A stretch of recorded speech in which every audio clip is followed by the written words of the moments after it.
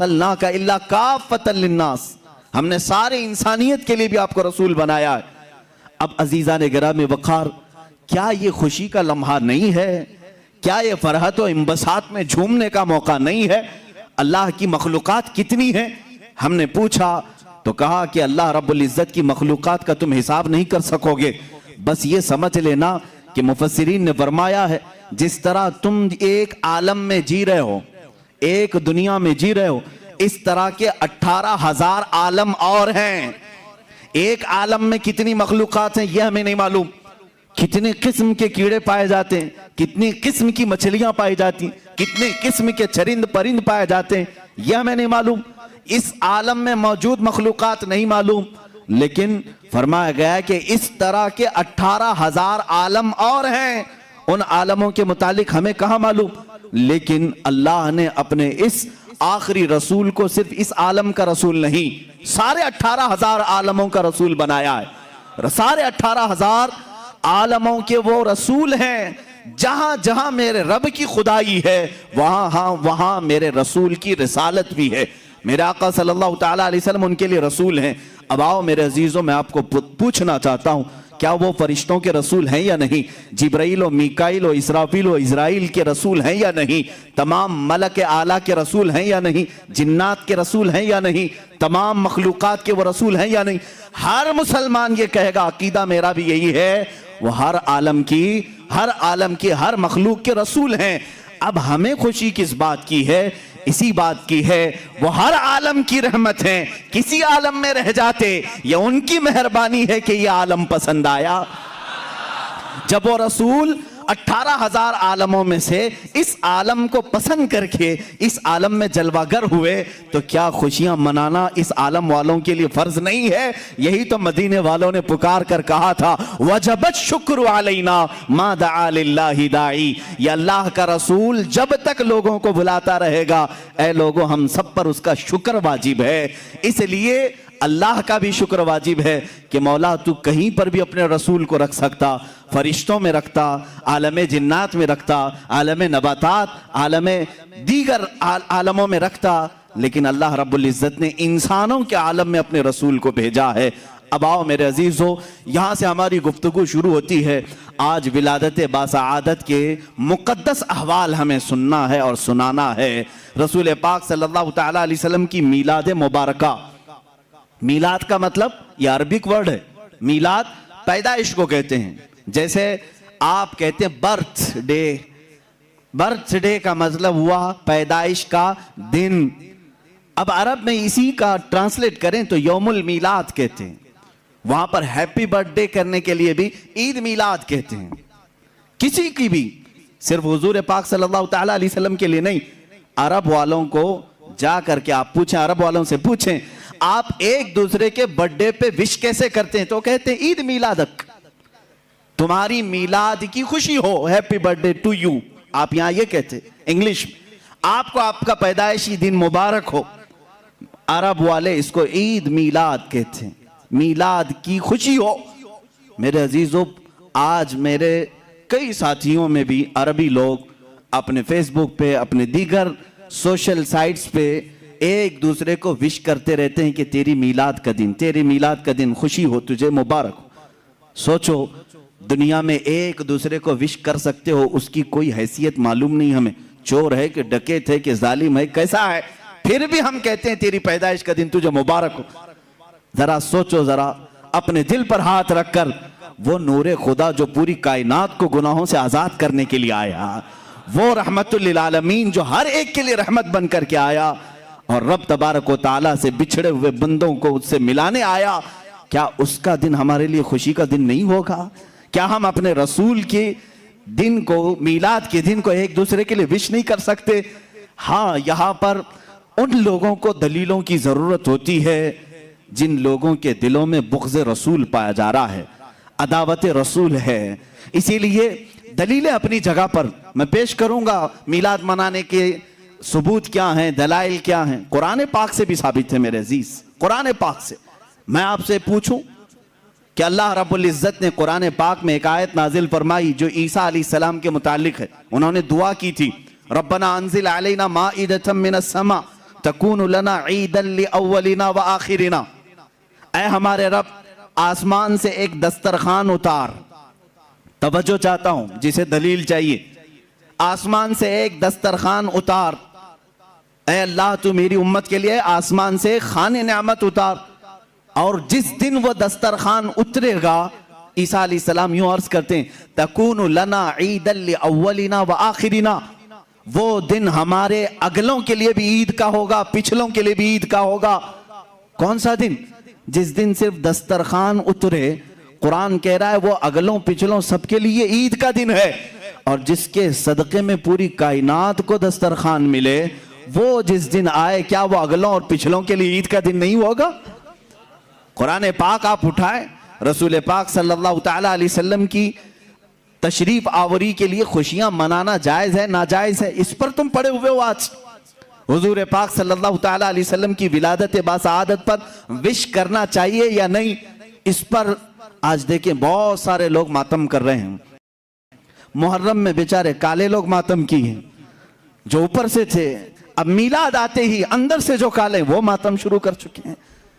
ان کا صرف اور صرف یہی کہنا ہے رسول کی میلاد یہ صرف بریلویوں کا ہے. اور اسی لیے میں نے شاید کل یا پرسوں کہا تھا، سنی ہو آپ سب سے کوئی پوچھے تو یہی کہو میلاد منانا کہاں لکھا ہے؟ سنیوں کی قسمت میں لکھا ہے. ٹھیک ہے، یہ ہماری قسمت میں لکھا ہے. قرآن کی آیت کے ذریعے سے بھی میں تمہیں بتاتا ہوں. اللہ رب العزت فرما رہا ہے قُلْ بِفَضْلِ اللَّهِ وَبِرَحْمَتِهِ فَبِذَلِكَ فَلْيَفْرَحُوا. 11ویں پارے کی آیت ہے. اللہ فرما رہا ہے اے رسول آپ فرما دیں اپنی امت سے کہ جب جب اللہ کا تمہارے پاس فضل آئے، اللہ کی رحمت اترے، فَبِذَلِكَ فَلْيَفْرَحُوا. اللہ تعالیٰ فرما رہا ہے، قرآن کی آیت لفظ پر توجہ دو. قُلْ بِفَضْلِ اللَّهِ وَبِرَحْمَتِهِ، اے محبوب آپ فرما دیں اللہ کا فضل جب اترے اور اللہ کی رحمت جب تمہارے اوپر آئے، فَبِذَلِكَ فَلْيَفْرَحُوا، تو یہ جیسے ہی ملے امت کو چاہیے کہ وہ خوب خوشیاں منائے. کون کہہ رہا ہے؟ رب ذوالجلال. وہ فرما رہا ہے جب جب میں تم پر فضل اتاروں اور رحمت اتاروں تو تم سب کے سب مل کر خوشیاں مناؤ. فَلْيَفْرَحُوا، سب کے سب چاہیے کہ خوشیاں منائیں. اس صیغے پر، اس لفظ پر توجہ دیں. پھر میں نے پوچھا اے رب ذوالجلال تیری رحمت ہے کیا؟ جب وہ اترے تو ہمیں خوشیاں منانا چاہیے، تیری رحمت کیا ہے؟ رب تعالیٰ نے فرمایا وَمَا أَرْسَلْنَاكَ إِلَّا رَحْمَةً لِلْعَالَمِينَ. تجھے معلوم نہیں محمد عربی صلی اللہ علیہ وسلم کو ہم نے پورے جہانوں کے لیے رحمت بنا کر بھیجا ہے. تو جب وہ رحمت آئے تو چاہیے کہ خوشیاں منائیں. اب یہ قرآن کے حکم سے ہے، جس وقت تم پر کوئی فضل آئے، کوئی رحمت آئے تو خوشیاں منانا چاہیے. اب مجھے بتاؤ رسول رحمت بن کر آئے یا نہیں؟ رسول رحمت بن کر آئے یا نہیں؟ اور جس وقت رسول رحمت بن کر کے آئے ہیں تو ان کو جو رحمت سمجھتا ہے وہ خوشیاں بھی منائے گا. اور خوشیاں کون نہیں منائے گا؟ جس کے لیے وہ زحمت ہو، جس کے لیے زحمت ہو وہ خوشیاں نہیں منائے گا. اس کو بھی شاعر نے، عاشق رسول نے اپنے شعر میں پیرو کر کے کہا ہے نثار تیری چہل پہل پر ہزاروں عیدیں ربیع الاول، سوائے ابلیس کے جہاں میں سبھی تو خوشیاں منا رہے ہیں. اس لیے کہ روایات میں جس دن رسول کریم صلی اللہ علیہ وسلم کی ولادت ہوئی اس دن شیطان اپنے پیچھے ہاتھ مارتے ہوئے چیخ مار رہا تھا اور مٹی اٹھا کر اپنے سر پر مار رہا تھا اور گھوم گھوم کر کے چلا رہا تھا کہ میری ساری محنتیں برباد ہوئیں، ساری محنتیں غارت ہو گئی. وہ اپنے چیلوں میں، اپنی ذریت میں یہ پکار کر کہہ رہا تھا کہ ساری محنتیں رائگاں ہو گئی. کیوں؟ رحمت عالم نور مجسم صلی اللہ علیہ وسلم تشریف لائے. اس لیے کہ اب وہ شیطان سے بندوں کو آزاد کرا کر اللہ رب العزت کی وحدانیت کی طرف لانے والے تھے. تکلیف کس کو ہو رہی تھی 12 ربیع الاول کو؟ تکلیف کسے ہو رہی تھی 12 ربیع الاول کو؟ یہ سب کو معلوم ہے. اللہ کے نبی صلی اللہ تعالیٰ علیہ وسلم تشریف لائے ہیں، کائنات کو خوشیاں منانا چاہیے. اور یہ احسان ہے میں یہاں بتاؤں اے سنیوں، اے مسلمانوں، یہ صرف تم پر اللہ کا احسان نہیں، میں کہتا ہوں پورے ورلڈ پر، چاہے وہ کسی بھی دھرم سے تعلق رکھتا ہو، اس سے بھی چاہیے کہ رسول کی آمد پر خوشیاں منائیں۔ اس لیے کہ رسول پاک صلی اللہ تعالیٰ علیہ وسلم جب تشریف لائے، اللہ نے آپ کے آتے ہی یہ بھی فرمایا وَمَا كَانَ اللَّهُ لِيُعَذِّبَهُمْ وَأَنْتَ فِيهِمْ، اے رسول پچھلے قوموں کی طرح اب آپ کی اس قوم پر میں عذاب نہیں اتاروں گا، اس لیے کہ آپ ان کے درمیان میں ہیں۔ انت فیہم میں شامل ہو گئے، منکر بھی، عدو بھی، سب آ گئے۔ یعنی صرف مسلمانوں پر اللہ کے رسول رحمت بن کر نہیں آئے، سب پر رحمت ہے۔ رسول ہمارے درمیان ہیں، اس لیے خسف اور مسخ کا عذاب نہیں آتا آج، ورنہ اللہ رب العزت کا عذاب گھیر لیتا۔ ارے ناپ تول میں کمی کرتی قوم شعیب تو اللہ نے ہلاک کر دیا، قوم لوط کی بیماریاں آج بھی ہیں، لیکن اللہ تعالیٰ نے ویسا عذاب نازل نہیں کیا۔ لوط علیہ السلام کی قوم پر عذاب آیا تھا، نوکیلے پتھر برسائے گئے تھے ان کے سروں پر، وَأَرْسَلْنَا عَلَيْهِمْ حِجَارَةً مِّن سِجِّيلٍ مَّنضُودٍ، اللہ تبارک و تعالیٰ نے فرمایا ہے کہ ان پر نوکیلے پتھر مار کر کے انہیں ہلاک کیا گیا تھا۔ گیزم تھا ان کے اندر، ہومو سیکسول، اس بیماری کو کیا آج نہیں دیکھ رہی دنیا؟ سب بچے ہوئے ہیں، برکت رسول اللہ کی ہے۔ میرے آقا صلی اللہ تعالیٰ علیہ وسلم ہمارے درمیان موجود ہیں۔ میں چاہتا ہوں آج یہ عالمی پیغام میں بتاؤں کہ 12 ربیع الاول شریف صرف مسلمانوں کے لیے رحمت کا دن نہیں ہے، ورلڈز پیس ڈے کا نام 12 ربیع الاول ہے، پوری دنیا کے لیے امن کا دن ہے، رحم کا دن ہے۔ اللہ رب العزت نے ہر ایک کو عذاب سے بچانے کی بشارت دی ہے۔ عزیزان گرامی وقار، رسول پاک صلی اللہ تعالیٰ علیہ وسلم کی میلاد کے متعلق دلائل بہت سارے ہیں۔ ہاں، جس شکل سے منا رہے ہیں، ظاہر سی بات ہے زمانے کے بڑھتے بڑھتے ہر چیز میں ترقیاں ہوتی رہتی ہیں۔ سب سے بڑا سوال سنیوں سے یہی کیا جاتا، صحابہ نے منایا تھا، تابعین نے منایا تھا، اولیاء نے منایا تھا، یہ تو اب کے زمانے میں منایا جا رہا ہے۔ جلوس جو ہے اس کی تاریخ اعلیٰ حضرت فاضل بریلوی رحمۃ اللہ تعالیٰ علیہ نے بھی فرمایا، 8ویں صدی ہجری میں بعض عشاقان رسول نے جلوس نکال کر اپنے آقا کی بارگاہ میں خراج عقیدت پیش کیا، لیکن اس وقت موجود امت کے سارے علماء نے اس کو برا نہیں سمجھا، اس کو خراب نہیں سمجھا۔ بہرحال میں آپ کو بتاؤں، صحابہ نے منایا تھا، یہ بار بار سوال کرتے ہو، تابعین نے منایا تھا، ارے میاں وہ تو روز مناتے تھے میرے آقا کی میلاد، تم تو 12 ربیع الاول سال میں ایک بار کر رہے ہو۔ صحابہ روز مناتے تھے۔ میلاد کا مطلب کیا ہے؟ جاؤ پوچھو، حسان بن ثابت ہمیشہ کہتے تھے وَأَحْسَنُ مِنْكَ لَمْ تَرَ قَطُّ عَيْنِي وَأَجْمَلُ مِنْكَ لَمْ تَلِدِ النِّسَاءُ، یہی تو میلاد مصطفیٰ ہے۔ اے رسول، آپ سے زیادہ حسین میں نے کسی کو دیکھا نہیں، آپ سے زیادہ خوبصورت کسی ماں نے جنا نہیں۔ یہ تو صحابہ میلاد نہیں منا رہے ہیں۔ صحابہ کرام حضور اکرم صلی اللہ تعالیٰ علیہ وسلم کے قصیدے پڑھتے تھے۔ اب آؤ ہجرت کا وہ واقعہ تو سنو ذرا۔ اللہ کے حبیب صلی اللہ تعالیٰ علیہ وسلم جب تشریف لا رہے تھے مکہ سے مدینہ طیبہ، 14 دن تک مدینے والوں نے انتظار کیا ہے۔ تم 11 روز سے انتظار کر رہے ہو، 12ویں شب آئے گی۔ مدینے والے 14 دن تک، جیسے ہی حضور مکہ سے نکل چکے خبر ہوئی، مدینے کے سارے لوگ ٹیلوں پر جا کر کھڑے ہوتے تھے اور انتظار کرتے تھے کہ وہ نور والا کب تشریف لا رہا ہے، رسول پاک صلی اللہ تعالیٰ علیہ وسلم کب آ رہے۔ مدینے والوں نے، بہت سارے لوگوں نے دیکھا نہیں تھا، دیکھنے کی تڑپ تھی۔ مجھے بتاؤ، آج آپ میلاد کی گھڑی کے انتظار میں بیٹھے ہوتے ہیں ادب سے، یہ انتظار ہے؟ یہ مدینے والوں کی سنت ہی تو ہے۔ وہ 14 دن تک انتظار کی آمد مصطفیٰ کا، اور جس وقت رسول پاک کی آمد ہوئی، اب حدیثوں میں ہے، بخاری شریف بھی پڑھو آپ، مسلم شریف بھی پڑھو، حدیثوں میں موجود ہے، فرمایا رسول کریم صلی اللہ تعالیٰ علیہ وسلم جیسے ہی قبا کی چوٹیوں سے نظر آنے لگے، جتنے مدینے میں حبشی تھے وہ اپنے نیزے نکالے، ڈھال نکالے، اور اپنا مخصوص جو ان کا رقص ہوتا تھا اس سے وہ رقص کرنے لگے، ڈھالوں پر اپنے نیزے مار مار کر کہتے تھے محمد عبد صالح، محمد عبد صالح، یہ الفاظ تھے حبشیوں کے۔ اور اس کے بعد بنو نجار ایک خاندان تھا، اس خاندان کی ساری بچیاں اپنے ہاتھوں میں دف لے کر کے آئیں، یوں کہتی تھیں طلع البدر علینا من ثنیات الوداع وجب الشکر علینا ما دعا للہ داعی۔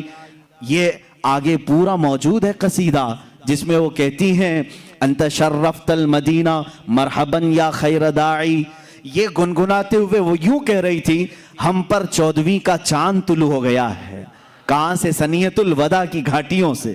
اس کے آنے پر ہم پر شکر واجب ہو گیا ہے۔ مجھے بتاؤ یہ میلاد نہیں ہے تو اور کیا ہے؟ حضور پاک کی میلاد کا مطلب ہے حضور کی سیرت بیان کرنا، حضور پاک کی تعریف بیان کرنا، یہی تو میلاد ہے۔ ہم مجلس میلاد کا مطلب کیا ہے؟ صرف 12ویں شب کو منانا یہی نہیں، سال بھر جب بھی آپ میرے آقا کے تذکرے کریں گے ہم اس کو میلاد مصطفیٰ ہی کہتے ہیں۔ مولود کی محفل ہے، مجلس میلاد ہے، جہاں رسول پاک کی آمد کے قصے بیان کیے جائیں، تعریف و توصیف بیان کی جائے، وہ میلاد ہے۔ صحابہ نے کیا ہے میرے عزیزو۔ اب اللہ کے نبی صلی اللہ تعالیٰ علیہ وسلم جب تشریف لائے تو کیا حضور نے منع کر دیا؟ جو ہجرت کے بعد حضور تشریف لا رہے تھے۔ اچھا اس میں یہ بھی دیکھیں جب رسول پاک صلی اللہ تعالیٰ علیہ وسلم تشریف لائیں تو اس وقت کا احترام اور تعظیم کرنا یہ صدیق اکبر نے بھی سکھایا ہے۔ اس کی ایک خصوصیت ہونی چاہیے۔ ظاہر سی بات ہے آج آپ ہمارے ممبر کو، ہمارے یہاں پر اسٹیج کو الگ انداز سے دیکھ رہے ہوں گے، اس لیے کہ یہ آئے ہیں میلاد مصطفیٰ کے احترام میں۔ مسجد آج الگ رونق لی ہوئی ہے، یہاں الگ ایک روشنی ہے، کیونکہ اس ساعت اور اس گھڑی کے احترام میں، جس سہانی گھڑی چمکا طیبہ کا چاند، اس دل افروز ساعت پہ لاکھوں سلام۔ ہم اس گھڑی پر بھی سلام بھیجتے ہیں۔ صدیق اکبر رضی اللہ تعالیٰ عنہ نے کیا کیا تھا جانتے ہیں آپ؟ مدینے والے جب دیکھ رہے تھے گردنیں پھلان پھلان کر دیکھتے تھے، اچھل اچھل کر دیکھ رہے تھے، دور سے وہ نظر آ رہے تھے۔ آنے والوں میں 2 لوگ تھے، حضور پاک صلی اللہ تعالیٰ علیہ وسلم اور حضرت ابو بکر صدیق۔ سیدنا ابو بکر صدیق رضی اللہ تعالیٰ عنہ کا عشق اور ان کا ادب بھی تو دیکھیں۔ جب مدینے والے دف بجانے لگے اور اچھل اچھل کر دیکھنے لگے، حضرت ابو بکر صدیق رضی اللہ تعالیٰ عنہ نے اپنا جبہ اتار دیا، تہبند ہے، اور جبہ اتار کر ایک لکڑی میں لگایا اور حضور صلی اللہ تعالیٰ علیہ وسلم کے اوپر جھنڈے کی طرح ہلانے لگے۔ حضور پاک صلی اللہ تعالیٰ علیہ وسلم کے چہرے پاک کے اوپر ہلانے لگے۔ کیوں کیا ایسا انہوں نے؟ کیوں کیا؟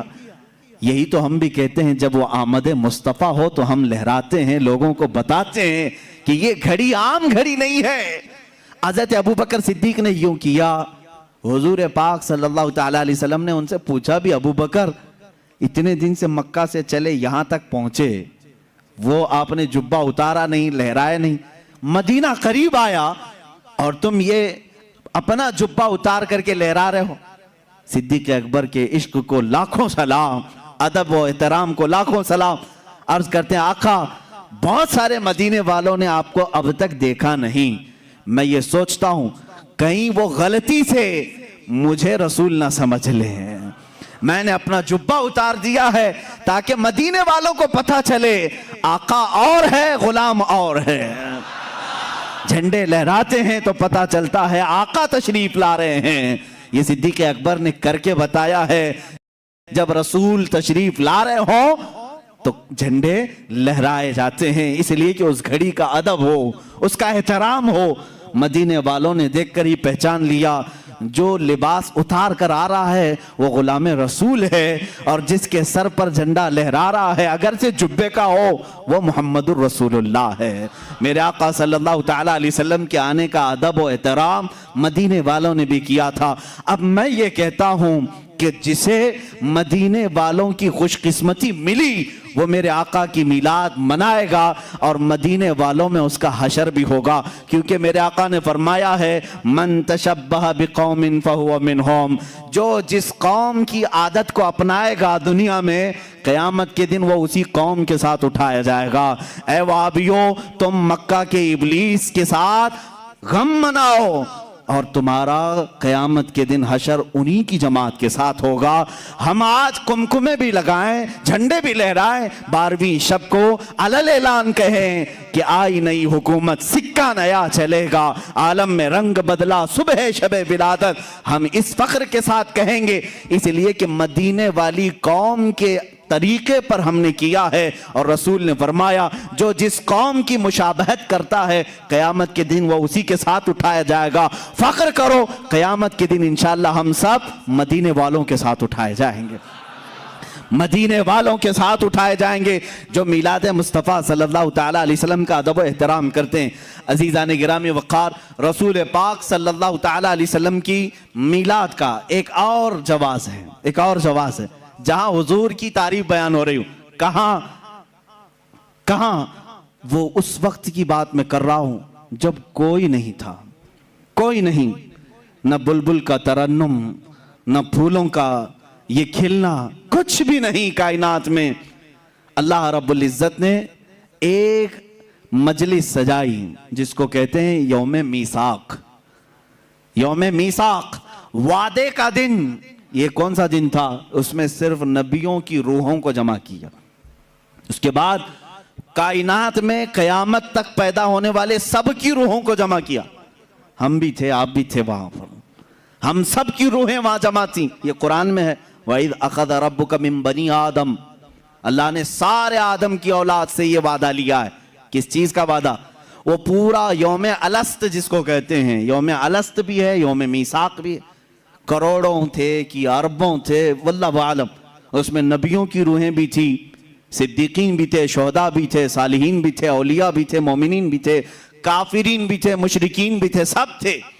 سب کی جماعت میں اللہ نے سب سے پہلا سوال یہ کیا، الست بربکم، کیا میں تمہارا رب نہیں ہوں؟ ساری روحیں چپ تھیں، خاموش تھیں۔ سب سے پہلے ایک روح نے جواب دیا، بھلا اے اللہ کیوں نہیں، تو ہی ہمارا رب ہے۔ اور یہ روح تھی محمد رسول اللہ کی، رسول پاک صلی اللہ تعالیٰ علیہ وسلم کی آواز پر پھر سارے نبیوں نے کہا، نبیوں کی آواز پر صدیقین نے کہا، صدیقین کی آواز پر صالحین نے کہا، صالحین کی آواز پر متقین مومنین نے کہا، اور تمام روحوں نے پکارا اس کے بعد، اے اللہ تو ہی تو ہمارا رب ہے، تو ہی تو ہمارا رب ہے۔ اللہ نے کہا اس بات کا تم اقرار کرتے ہو، وعدہ کرتے ہو؟ سبوں نے کہا ہم وعدہ کرتے ہیں کہ دنیا میں جانے کے بعد بھی تجھ کو ہی رب مانیں گے، لیکن آنے کے بعد کچھ روحیں اس وعدے پر قائم رہیں اور کچھ روحیں اس وعدے کو توڑ چکی ہیں۔ اللہ کا بڑا فضل و کرم ہے، وعدہ وفا کرنے والی روحوں میں ہمارا نام ہے۔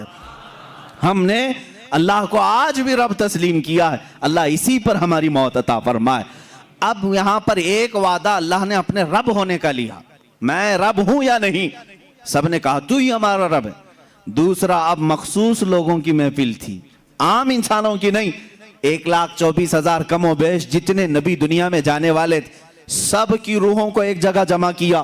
یہ بھی قرآن پاک میں موجود ہے، وَإِذْ أَخَذَ اللَّهُ مِيثَاقَ النَّبِيِّينَ لَمَا آتَيْتُكُم مِّن كِتَابٍ وَحِكْمَةٍ ثُمَّ جَاءَكُمْ رَسُولٌ مُصَدِّقٌ لِّمَا مَعَكُمْ لَتُؤْمِنُنَّ بِهِ وَلَتَنصُرُنَّهُ۔ قرآن میں اللہ فرماتا ہے سارے نبیوں سے اللہ نے ایک وعدہ لیا کہ تمہیں میں دنیا میں بھیجوں گا، اور تمہاری موجودگی میں اگر میرا یہ حبیب رسول آ جائے، میرا یہ محبوب رسول آ جائے، اس کی میلاد ہو جائے، یہی تو بات ہے، یہ رسول کی ولادت ہو جائے تو تم کیا کرو گے اے سارے نبی؟ یہ رسول کا یہاں پر اس عالم ارواح میں قصیدہ ہو رہا ہے کہ نہیں ہو رہا ہے؟ تعریف بیان ہو رہی کہ نہیں؟ اللہ فرما رہا ہے، سارے رسولوں نے کہا، سارے رسولوں سے اللہ نے فرمایا لَتُؤْمِنُنَّ بِهِ وَلَتَنْصُرُنَّهُ، تم سب کے سب اس پر ایمان لاؤ گے، اس رسول پر ایمان لاؤ گے۔ تمہاری اپنی شریعتیں، تمہاری ساری امتیں سب ایک طرف ہوں گی، اگر یہ رسول تمہاری حیات میں آ جائے تو تمہاری شریعتیں منسوخ ہوں گی، تم اس رسول پر ایمان لاؤ گے، وَلَتَنْصُرُنَّ، اور اس کی مدد بھی کرو گے۔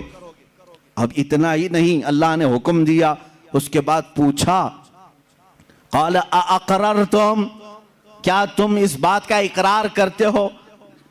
وَأَخَذْتُمْ عَلَى ذَلِكُمْ إِصْرِي قَالُوا أَقْرَرْنَا، سبھی کی روحوں نے کہا اے اللہ ہم اقرار کرتے ہیں کہ یہ رسول جب آئے گا ہم اس پر ایمان لائیں گے، ہم اس کا تعاون کریں گے، ہم اس کی مدد کریں گے۔ اللہ تعالیٰ نے آخر میں فرمایا قالوا اقررنا قال وانا ذلك من الشاہدین وانا معکم من الشاہدین۔ اللہ نے فرمایا یاد رکھو اس بات پر میں بھی تمہارے ساتھ گواہ رہوں گا۔ حضور پاک کی آمد کا تذکرہ کہاں ہو رہا ہے؟ حضور کی ولادت سے کئی ہزار سال پہلے، حضور کی آمد سے کئی ہزار سال پہلے۔ مجھے بتاؤ میلاد کی مجلس آج ہم سجا رہے ہیں، میں تو کہتا ہوں جب کوئی نہیں تھا تب بھی انبیاء کے درمیان اللہ نے اپنے رسول کی تعریف بیان کی۔ یہی تو مجلس میلاد کا مقصد ہے۔ رسول پاک صلی اللہ تعالیٰ علیہ وسلم کی ولادت پاک کے تذکرے یہ یوم الست میں بھی تھے، یوم میثاق میں بھی تھے۔ اب آؤ اللہ کے نبی صلی اللہ تعالیٰ علیہ وسلم کے نوری سفر کے متعلق میں عرض کروں۔ یہ نور مصطفیٰ صلی اللہ تعالیٰ علیہ وسلم بڑی منزلوں سے یہاں تک تشریف لایا۔ اللہ تبارک و تعالیٰ نے سب سے پہلے کیا پیدا کیا؟ کائنات میں کون سی چیز پیدا ہوئی؟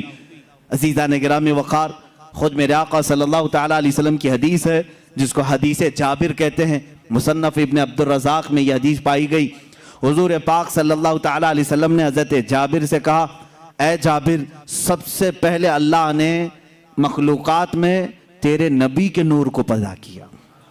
حضور نے فرمایا کہ سب سے پہلے اول ما خلق اللہ نوری، اللہ نے سب سے پہلے میرے نور کو پیدا کیا۔ وہ رسول کا نور کیسا تھا، کیا تھا، یہ اللہ بہتر جانے۔ حدیث پاک میں یہ ملتا ہے، اور مدارج النبوہ میں شیخ عبدالحق محدث دہلوی رحمۃ اللہ تعالیٰ علیہ اس کی 12 منزلیں بتاتے ہیں کہ نور مصطفیٰ صلی اللہ تعالیٰ علیہ وسلم کو کیسے پیدا کیا گیا۔ کچھ بھی نہیں تھا، آدم تھے نہ حوا تھی، نہ کائنات کی کوئی چیز، نہ جنت دوزخ لوح قلم عرش کرسی، کچھ نہیں، صرف اللہ رب العزت۔ اللہ تعالیٰ فرماتا ہے کنت کنزا مخفیا فاردت ان اعرف فخلقت الخلق، او کما قال رسول اللہ صلی اللہ علیہ وسلم۔ یہ حدیث قدسی ہے، یعنی اللہ خود فرما رہا ہے، رسول کی زبان ہے۔ میرے آقا فرماتے ہیں اللہ نے فرمایا کنتو کنزا مخفیا، میں ایک چھپا ہوا خزانہ تھا۔ اللہ فرما رہا ہے میں ایک چھپا ہوا خزانہ تھا، فاردت ان اعرف، تو میں نے یہ ارادہ کیا کہ میں پہچانا جاؤں، میرا تعارف ہو سب کے سامنے۔ فخلقت الخلق، پھر میں نے ایک مخلوق پیدا کیا، ایک مخلوق، سب سے پہلی مخلوق۔ الخلق سے مراد کیا ہے؟ وہ نور مصطفیٰ ہے۔ میرے آقا صلی اللہ تعالیٰ علیہ وسلم کے نور کو پیدا کیا، اللہ رب العزت نے اپنے حبیب کے نور کو پیدا کیا۔ اس کے بعد ہوا یہ کہ یہ نور کہاں تھا، کیا کر رہا تھا؟ 9 لاکھ سال پہلے کی بات، آدم علیہ السلام کی ولادت سے تقریباً 9 لاکھ سال پہلے، اور بعض روایت میں 5 لاکھ سال پہلے اللہ تبارک و تعالیٰ نے اپنے حبیب کے نور کو پیدا کیا۔ اب یہ نور مصطفیٰ صلی اللہ تعالیٰ علیہ وسلم عالم وحدانیت میں اپنے رب کی مدح و سرائی کرتا رہا، اور یہ نور اپنے رب کی وحدانیت میں رقص کرتا، اور اس کے بعد 12,000 سال کے بعد یہ دوسری منزل میں آیا، 12,000 سال کے بعد تیسری منزل میں، یہاں تک کہ 12 منزلیں یہ اس نور نے طے کی۔ اس میں الگ الگ منزلیں طے کرائی گئیں، یعنی اللہ رب العزت کی وحدانیت کا اس کی ایک منزل تھی، اور اللہ رب العزت کے صفات کو پہچاننے والی ایک منزل تھی، معرفت کی ایک منزل تھی، حقیقت کی ایک منزل تھی۔ اس طرح کی 12 منزلیں طے کی گئیں۔ اس کے بعد اب حدیث سنو، اللہ کے حبیب صلی اللہ تعالیٰ علیہ وسلم فرماتے ہیں اللہ نے اپنے نبی کے نور کے 4 حصے کیے، 4 حصے کیے۔ اب یہ 4 حصے جو ہوئے، ایک حصے سے الگ چیز بنائی گئی، دوسرے حصے سے الگ، جیسے حدیث میں ایک حصے سے اللہ تعالیٰ نے جنت کو پیدا کیا، پھر عرش کو پیدا کیا، پھر لوح کو پیدا کیا جس پر سارے انسانوں کی تقدیر لکھی گئی، پھر قلم کو پیدا کیا، چوتھا حصہ باقی تھا، پھر اس میں 4 حصے کیے گئے، پھر ان میں سے اللہ رب العزت نے ایک حصے سے سارے نبیوں کے نور کو پیدا کیا، پھر متقین کو پیدا کیا، مومنین کو پیدا کیا، پھر جو بچا نور کا حصہ تھا پھر اس میں 4 حصے کیے گئے۔ تھے، ان میں سے ایک حصے سے سورج کو پیدا کیا گیا، چاند کو پیدا کیا گیا، پھر ایک حصے سے سارے ستاروں کو پیدا کیا گیا، پھر جو چوتھا حصہ تھا پھر اس میں 4 حصے ہوئے، ان میں سے ایک حصے سے اللہ نے سارے ستاروں کو، سیاروں کو پیدا کیا، کائنات کے عجائبات کو پیدا کیا، جنات کو پیدا کیا، پھر چوتھا جو حصہ تھا ان میں سے 4 حصے پھر ہوئے، ان میں سے ایک حصے سے سارے فرشتوں کو پیدا کیا، پھر ایک حصے سے آسمان کو، ایک حصے سے زمین کو، یہاں تک کہ یہ حدیث بڑی طویل ہے، اللہ کے نبی صلی اللہ تعالیٰ علیہ وسلم بیان کرتے رہے، تیرے نبی کے نور کے 4 حصے اللہ نے کیے، پہلے 3 حصوں سے الگ چیزیں بنائی، چوتھے حصے میں پھر 4 حصے، یہ کرتے ہوئے میرے آقا نے یہاں تک بنایا کہ قیامت تک ہونے والی تمام اشیاء کو اللہ نے تیرے نبی کے نور سے پیدا کیا ہے۔ رسول پاک صلی اللہ تعالیٰ علیہ وسلم کے نور سے ساری کائنات کی ہر چیز کو پیدا کیا، اسی لیے ہم یہ کہتے ہیں وہ جو نہ تھے تو کچھ نہ تھا، وہ جو نہ ہو تو کچھ نہ ہو، جان ہے وہ جہان کی، جان ہے تو جہان ہے۔ میرے آقا جان کائنات ہیں، اصل کائنات ہیں، مقصد کائنات ہیں۔ اللہ رب العزت نے میرے آقا صلی اللہ علیہ وسلم کے نور کو اتنی منزلوں سے گزارا، اس کے بعد اب اندازہ کریں آپ، حضور پاک صلی اللہ تعالیٰ علیہ وسلم کے نور کے ایک حصے سے جو سورج بنا ہے، جو ستارے بنے، جو چاند بنے، ان میں اتنی روشنی ہے کہ پوری کائنات کو چمکا رہے ہیں، تو جس نور مصطفیٰ میں اللہ نے سراپا نور رکھا ہے وہ پوری کائنات کو کیسے نہیں جگمگا سکتا ہے، کیسے نہیں روشن کر سکتا ہے۔ اسی لیے اعلیٰ حضرت فاضل بریلوی رحمت اللہ تعالیٰ علیہ نے پورا قصیدہ نور میرے آقا کی شان میں لکھا ہے۔ صبح طیبہ میں ہوئی بٹتا ہے باڑا نور کا، صدقہ لینے نور کا آیا ہے تارا نور کا، یا رسول اللہ تیری نسل پاک میں ہے بچہ بچہ نور کا، تو ہے عین نور تیرا سب گھرانہ نور کا۔ نور کا قصیدہ اعلیٰ حضرت نے پورا حضور کے ہر عضو کو نور کہا ہے۔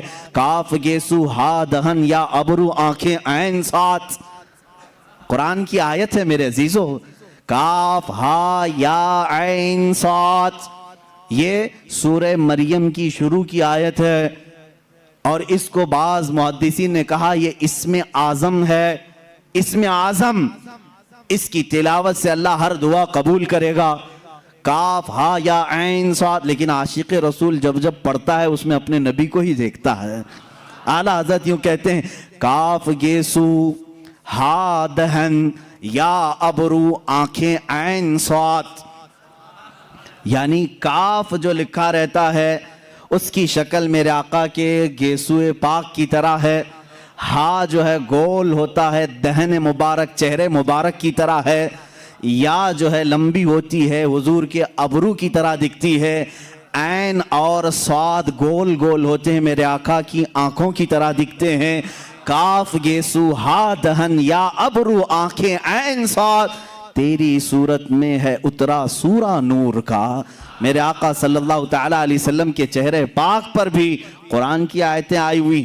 عزیزان گرامی وقار، رسول پاک صلی اللہ تعالیٰ علیہ وسلم نے جو منزلیں طے فرمائی، اب وہ اللہ کے حبیب صلی اللہ تعالیٰ علیہ وسلم 9 لاکھ سال کے بعد ہو یا 5 لاکھ سال کے بعد ہو، جب اللہ تعالیٰ نے مخلوقات کو پیدا کرنا چاہا تو سب سے پہلے آدم علیہ السلام کو پیدا کیا۔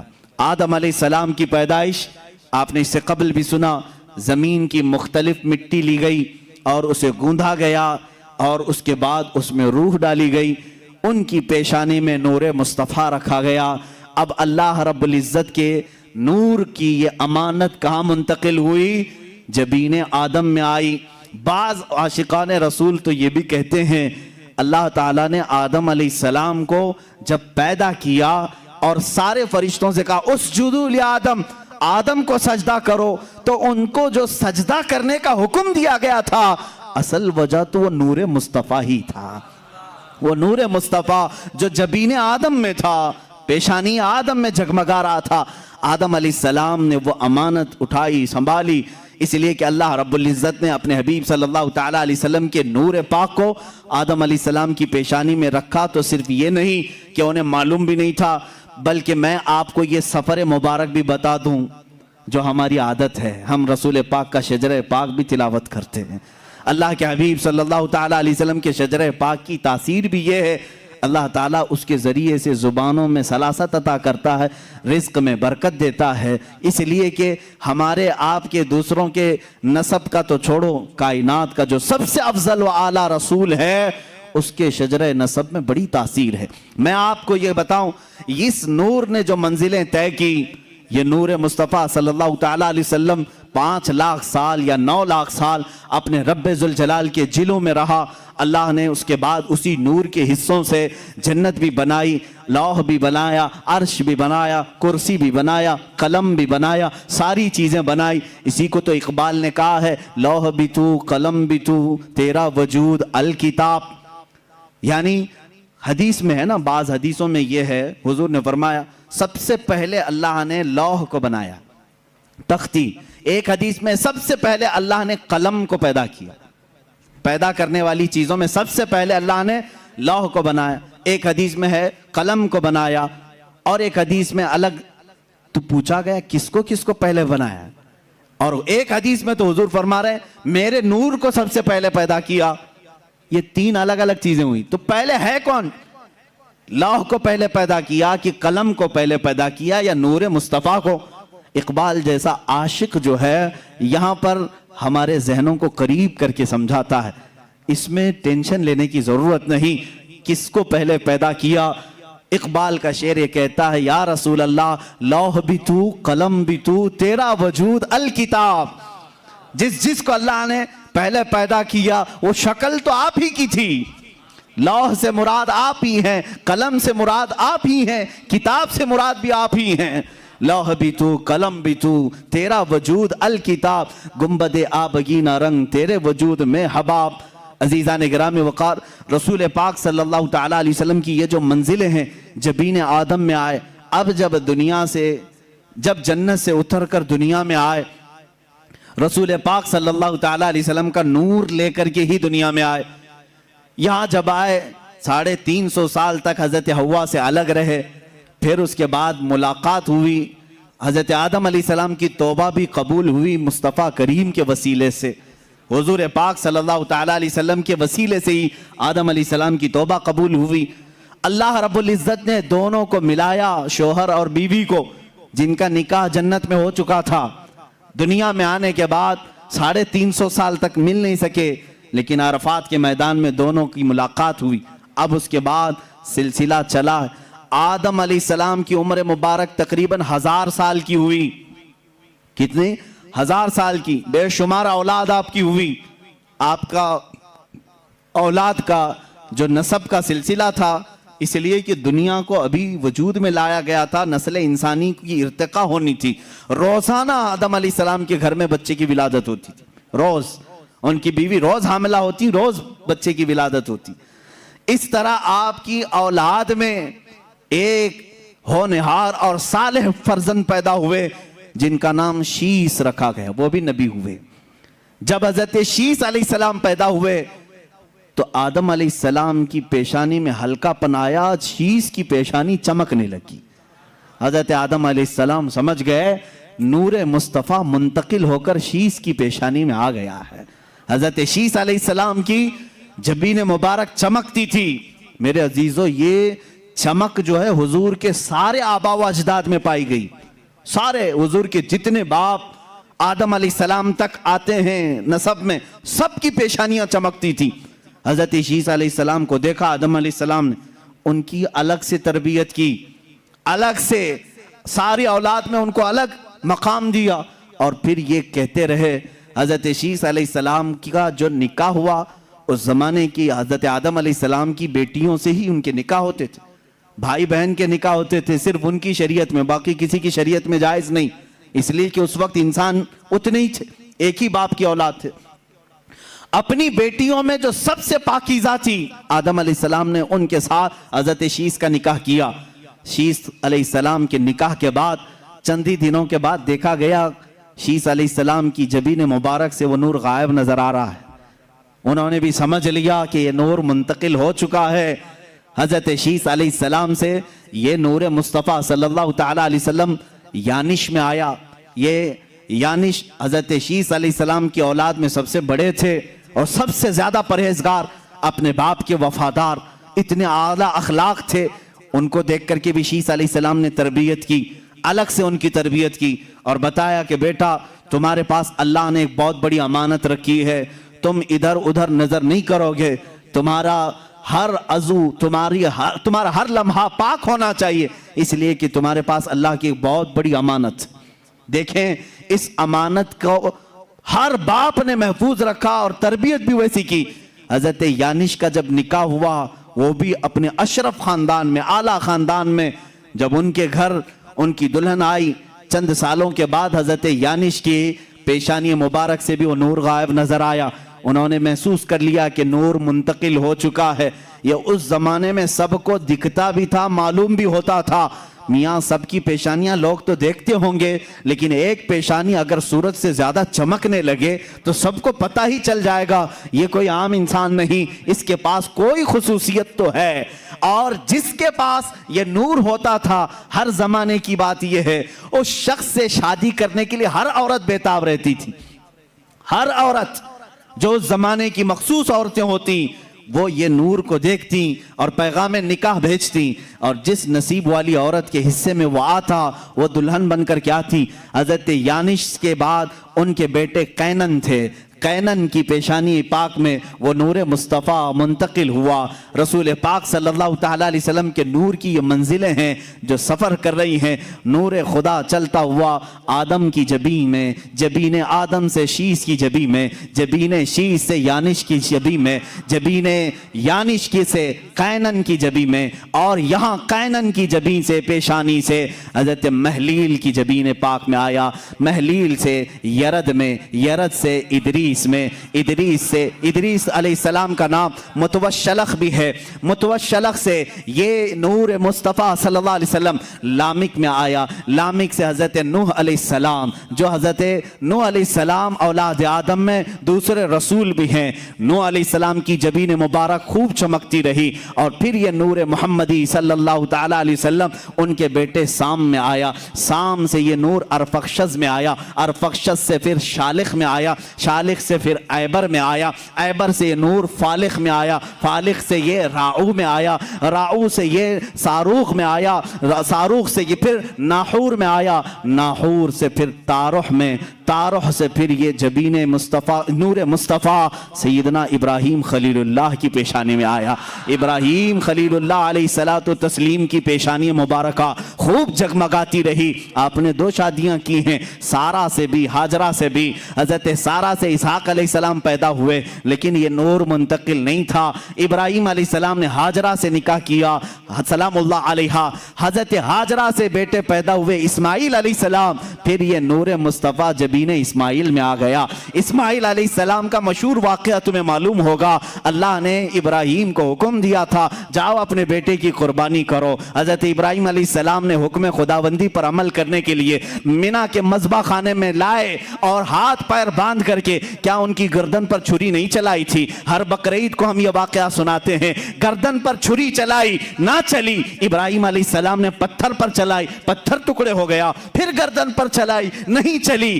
عشاق مصطفیٰ کہتے ہیں کیسے چلے گی؟ جبین اسماعیل میں نور مصطفیٰ جگمگا رہا تھا۔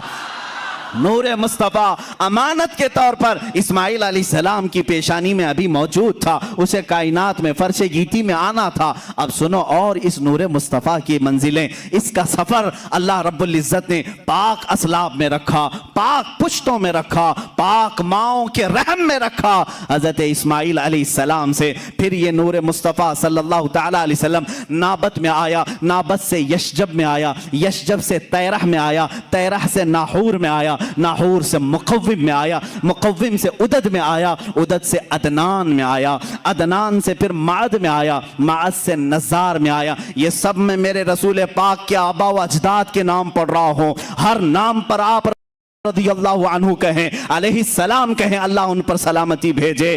اب میں نے سنایا عدنان تک یہ نور مصطفیٰ منزلیں طے کرتا ہوا تشریف لایا، عدنان سے پھر معد میں، معد سے نزار میں، نزار سے مدر میں، مدر سے الیاس میں، الیاس سے مدرکہ میں، مدرکہ سے خزیمہ میں، خزیمہ سے کنانہ میں، کنانہ سے نظر میں، نظر سے مالک میں، مالک سے فہر میں، جن کو قریش کہا جاتا ہے، قریش سے غالب میں، غالب سے لؤی میں، لؤی سے کعب میں، کعب سے مرہ میں، مرہ سے کلاب میں، کلاب سے قصی میں، قصی سے عبد مناف میں یہ نور آیا، عبد مناف سے یہ نور مصطفیٰ منتقل ہوتے ہوئے سیدنا ہاشم کی جبین پاک میں آیا، سیدنا ہاشم سے منتقل ہوتے ہوئے مصطفیٰ کا نور سیدنا عبد المطلب میں آیا، عبد المطلب کی پیشانی سے یہ منتقل ہو کر آپ کے فرزند ارجمن سیدنا عبداللہ کی پیشانی میں آیا، سیدنا عبداللہ کی جبین مبارکہ سے یہ نور منتقل ہو کر کے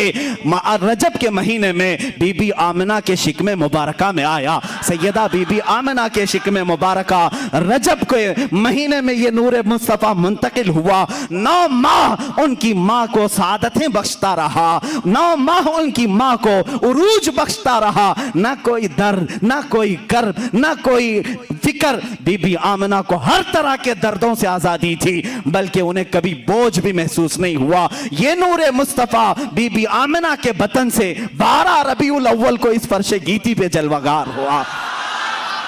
آئی نئی حکومت، سکہ نیا چلے گا، عالم میں رنگ بدلا، صبح شب ولادت۔ میں نور مصطفیٰ صلی اللہ تعالیٰ علیہ وسلم کی یہ منزلیں آپ سے عرض کر رہا تھا کہ آپ کا شجر نسب بڑی برکتوں والا ہے، کیونکہ قرآن کہہ رہا ہے وَتَقَلُّبَكَ فِي السَّاجِدِينَ۔ اے رسول، ہم نے آپ کے نور کو، آپ کے نطفے کو ہمیشہ سجدہ کرنے والوں میں رکھا ہے، سجدہ کرنے والوں میں رسول پاک کے نور کو رکھا گیا۔ اب یہ ظالم کہتے ہیں بی بی آمنہ اور حضرت عبداللہ کافر تھے، معاذ اللہ رب العالمین، میرے رسول کے باپ، میرے رسول کی ماں، ان کے لیے ایسے نازیبہ کلمات نہ استعمال کرو۔ اے مسلمانوں، اللہ کے نبی صلی اللہ تعالیٰ علیہ وسلم کے نسب پر اگر تم اعتراض کرو، اور ایک اعتراض کرتے ہیں ابراہیم علیہ السلام کے باپ آزر تھے، قرآن میں آیا ہے آزر ابراہیم علیہ السلام کے باپ کا نام نہیں، وہ ان کا چچا تھا جو کافر تھا، بت پرست تھا۔ ابراہیم علیہ السلام کے والد کا نام تارح تھا، جو کتابوں میں موجود ہے، صحیح کتابوں میں۔ آدم علیہ السلام سے لے کر حضرت عبداللہ تک جتنی بھی پشتیں آئیں، جتنی بھی پیڑھی آئیں، ان میں ایک بھی کافر نہیں تھا، ایک بھی مشرک نہیں تھا۔ اپنے اپنے زمانے میں یا تو وہ اپنے نبیوں کے، اپنے رسولوں کے زمانے میں ان کے امتی بن کر مومن رہے، یا اگر نبی کا زمانہ نہیں تھا تو زمانہ فطرت میں وہ موحد بن کر رہے، یعنی ایک خدا کی عبادت کرتے ہوئے۔ حضرت عبد المطلب رضی اللہ تعالیٰ عنہ حضور کے دادا ہیں، مجھے پوری تاریخ چھان مار کے بتاؤ، 360 بت تو کعبے کے پاس تھے، کیا حضرت عبد المطلب نے کبھی کسی بت کی پوجا کی ہے؟ میں ان سے پوچھتا ہوں جو رسول پاک کے والدین کو بت پرست یا کافر کہیں، میں ان سے پوچھتا ہوں، ارے حضرت عثمان کے سیرت میں یہ ملتا ہے کہ زندگی بھر انہوں نے بتوں کی پرستش نہیں کی، حضرت ابو بکر کی سیرت میں ملتا ہے یعنی ایمان لانے سے پہلے بھی انہوں نے کبھی بتوں کو سجدہ نہیں کیا تھا۔ جو نفس شریف تھے پیدائشی، وہ بتوں کی پوجا نہیں کرتے تھے، آئیڈیل ورشپ نہیں۔ آج بھی جو سلیم الطبع لوگ ہیں وہ آئیڈل ورشپ یعنی بتوں کی عبادت کو وہ نہیں تسلیم کرتے۔ خدا ایک ہے جس نے ساری کائنات کو پیدا کیا، جن کو ہم نے اپنے ہاتھوں سے پیدا کیا، وہ خدا نہیں ہو سکتے، وہ مخلوق ہے۔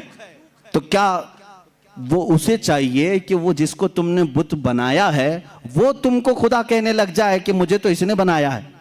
الٹا تم کہہ رہے ہو۔ بہرحال ہمارا خالق صرف اللہ ہے۔ عزیزان گرامی، حضور صلی اللہ تعالیٰ علیہ وسلم کے آبا و اجداد میں کوئی مشرک اور کافر نہیں تھا۔ اب یہ مسئلہ میں نے آپ کو بتایا۔ دونوں کے متعلق، حضرت عبداللہ اور حضرت آمنہ کے متعلق تھوڑی سی اور باتیں میں بتا دوں، وہ ایمان لائے تھے کہ نہیں۔ اس پر 3 جماعتیں علماء کی، امام جلال الدین سیوطی رحمۃ اللہ تعالیٰ علیہ نے پوری کتاب لکھی ہے اس پر۔ حضور صلی اللہ علیہ وسلم کے والدین مومن تھے اور جنت میں۔ انہوں نے ثابت کیا، 3 طریقوں سے علماء ثابت کرتے ہیں۔ پہلا طریقہ تو یہ ہے کہ ان کی وفات حضور کے اعلان نبوت سے پہلے ہو گئی۔ حضور نے اپنے نبی ہونے کا اعلان کیا 40 سال کی عمر۔ حضرت آمنہ کی وفات حضور کے 6 سالہ عمر میں ہی ہو گئی۔ حضرت عبداللہ جو حضور کے والد ہیں، حضور کی پیدائش سے 6 مہینے پہلے انتقال کر چکے۔ تو جب حضور کی نبوت کا اعلان ہی نہیں ہوا تھا، اس سے پہلے وہ دونوں انتقال کر گئے۔ تو اس زمانے میں جتنے لوگ انتقال کیے، اگر انہوں نے بتوں کی پوجا نہیں کی تو ان کو بھی مومن موحد کہا جاتا ہے، ایک خدا کو وہ مانتے تھے۔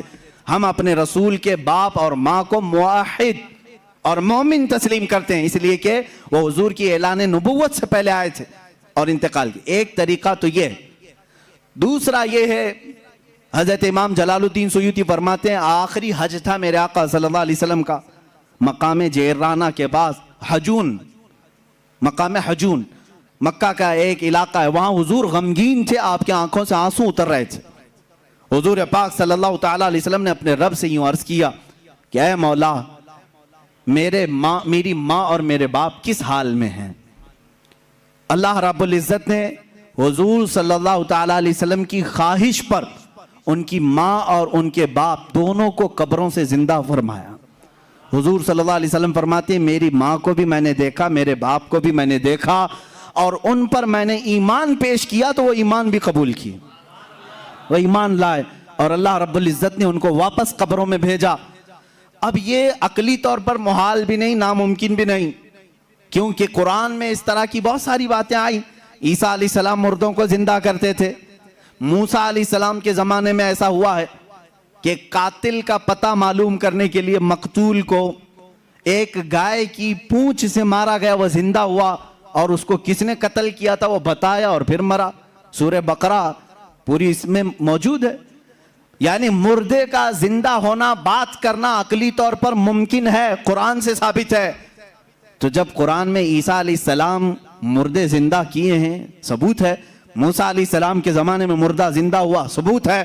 حضور پاک کا معجزہ تو سارے نبیوں میں افضل معجزہ تھا، اللہ نے ان کو ان کے والدین زندہ کر کے دیے اور وہ ایمان لائے اور پھر وفات پائے۔ یہ بھی دو دلیلیں یاد رکھیں۔ پہلی چیز تو یہ وہ زمانے فطرت میں تھے، دوسری چیز یہ ہے کہ اللہ نے اپنے رسول کے لیے ان کے والدین زندہ فرمائے۔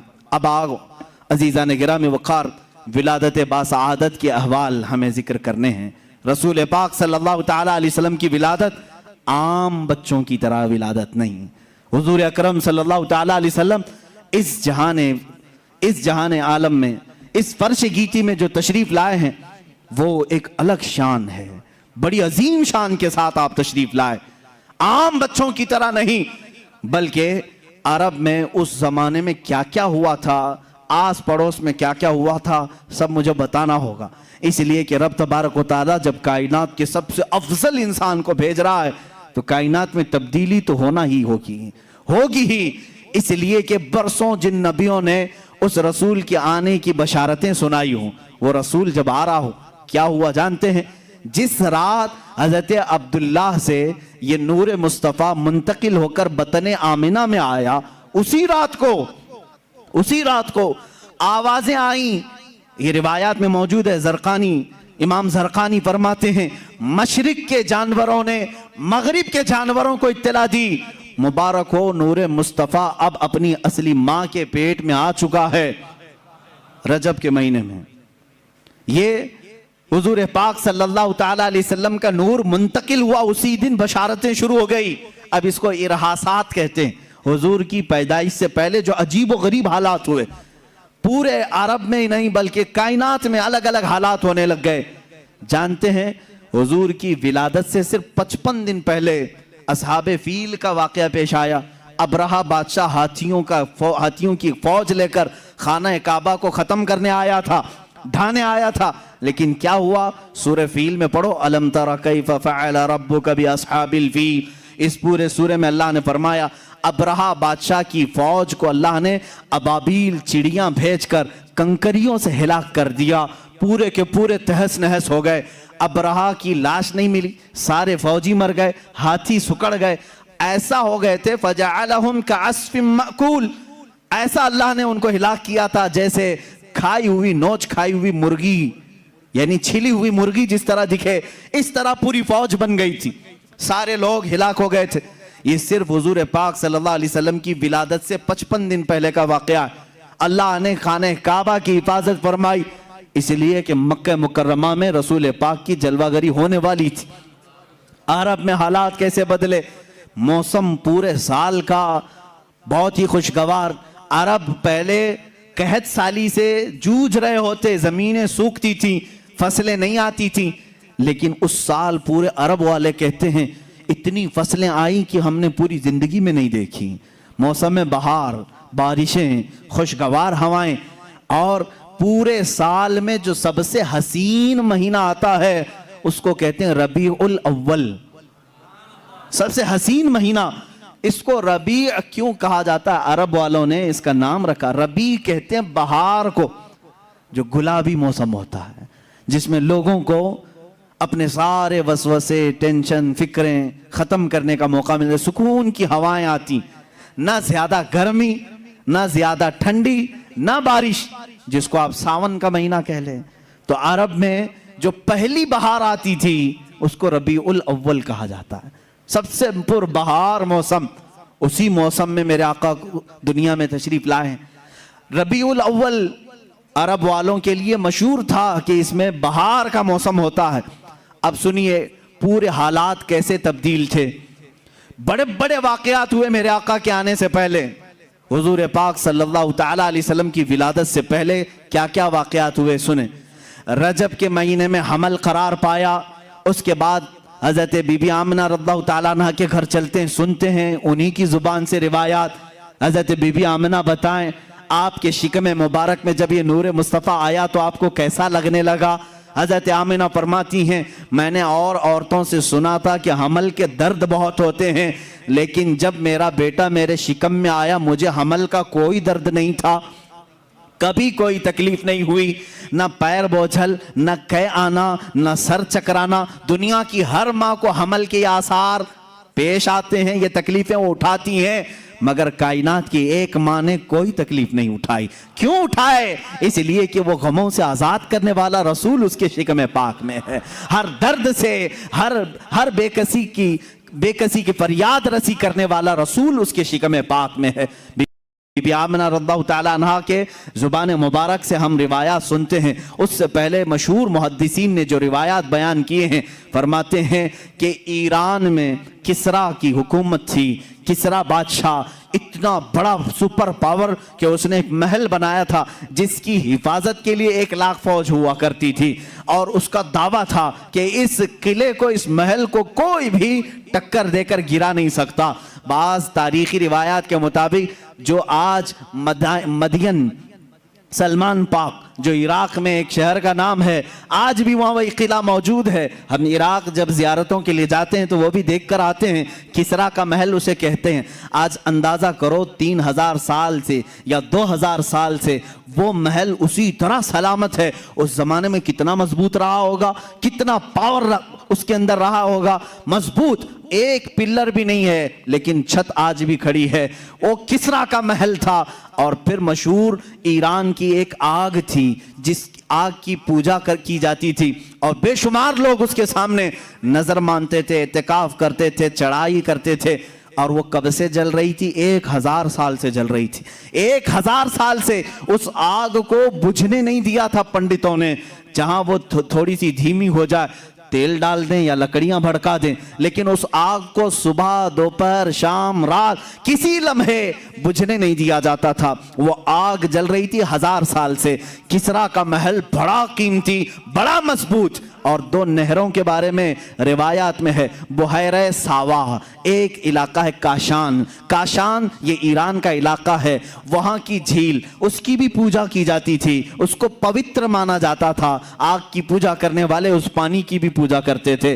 اسی طرح سماوا ایک ایسی جھیل تھی جس کو سوکھ کر کے 300 سال ہو گئے تھے، اس میں پانی کا ایک قطرہ نہیں تھا. لیکن میرے عزیزو، جس ماہ مبارکہ میں میرے آقا کی ولادت ہونی تھی، اچانک حالات تبدیل تھے. لوگوں نے دیکھا بحیرہ ساوا جو جھیل پوجا کی جاتی تھی، پوجاری دوسرے دن صبح جا کر دیکھ رہے ہیں پوری جھیل میں ایک قطرہ پانی کا نہیں ہے، خشک ہو چکی ہے، سوکھ گئی ہے، کچھ بھی نہیں ہے. اور سماوا کی جھیل جس میں 300 سال سے پانی کا ایک قطرہ نہیں تھا، رات کو لوگوں نے دیکھا، صبح آ کر دیکھ رہے ہیں لبالب پانی بھرا ہوا ہے. اتنا پانی کہ کسرا کے محلات تک آ گیا. اور یہی وہ دن تھا اچانک ایران کی زمین پر زلزلے آ گئے.